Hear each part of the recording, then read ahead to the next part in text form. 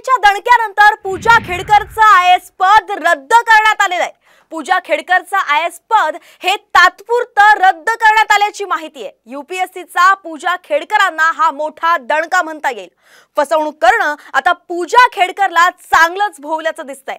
पूजा खेडकरला भविष्यातील सर्व परीक्षा आणि निवडींमधून कायमचं काढून टाकण्याचे निर्देश जे आहेत ते देण्यात आलेत। यूपीएससीच्या नियमांचं पालन न केल्यानंच पूजा खेडकरवरती ही मोठी कारवाई करण्यात आली आहे। आत्ताच्या क्षणाची सर्वात मोठी बातमी आपण सामवरती पाहतोय। सामच्या बातमीत हा दणका म्हणता येईल की पूजा खेडकरचा आयएएस पद जे आहे ते तात्पुरतं रद्द करण्यात आलेलं आहे।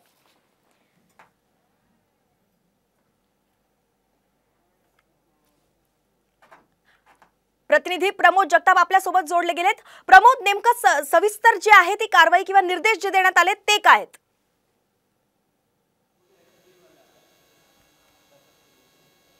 सगळ्यात मोठी बातमी असं आपल्याला एक प्रकारे म्हणावं लागेल वैष्णवी, कारण आपण जर बघितलं तर पूजा खेडकर यांच्या वतीनं आज ज्यावेळेस पटियाला हाऊस कोर्टामध्ये सुनावणी सुरू होती त्यावेळी बचावासाठी हा मुद्दा वापरला गेलेला होता की मला यूपीएससी कडनं दोषी ठरवलं गेलेलं नाहीये। पण आपण जर बघितलं तर दुपारपर्यंत यूपीएससीने पूजा खेडकरला सांगितलेलं होतं की तुमचं म्हणणं जे आहे ते आमच्या समोर मांडा।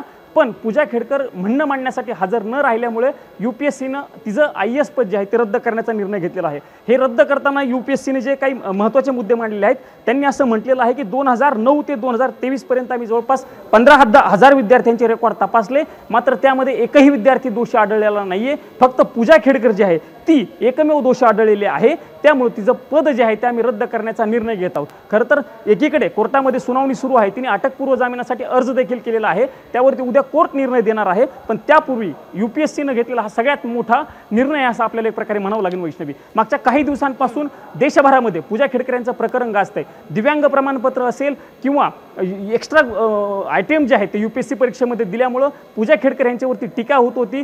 सोबतच आपण जर बघितलं तर पुण्याचे जिल्हाधिकारी आहेत त्यांच्या तक्रारीवरनं पूजा खेडकर यांच्या विरोधामध्ये खरं तर गुन्हा देखील दाखल केलेला होता आणि त्यानंतर पूजा खेडकर मागच्या काही दिवसांपासून नॉट रिचेबल आहे, त्यामुळं ती नॉट रिचेबल असताना यूपीएससीनं पूजा खेडकर यांच्यावरती केलेली सगळ्यात मोठी कारवाई असं आपल्याला एक प्रकारे म्हणता येईल। भविष्यामध्ये पूजा खेडकर यांना कुठल्याही परीक्षा देता येणार नाहीयेत अशा पद्धतीचे देखील निर्देश आपल्या जे काही नोटिफिकेशन यूपीएससीने काढलेलं आहे त्यामध्ये म्हटलेलं आहे। त्यामुळं 15,000 विद्यार्थ्यांमध्ये फक्त पूजा खेडकर या एकमेव दोषी आढळल्याचं यूपीएससीने आपल्या प्रसिद्धी पत्रकामध्ये सांगितलेलं आहे। वैष्णवी, नक्कीच।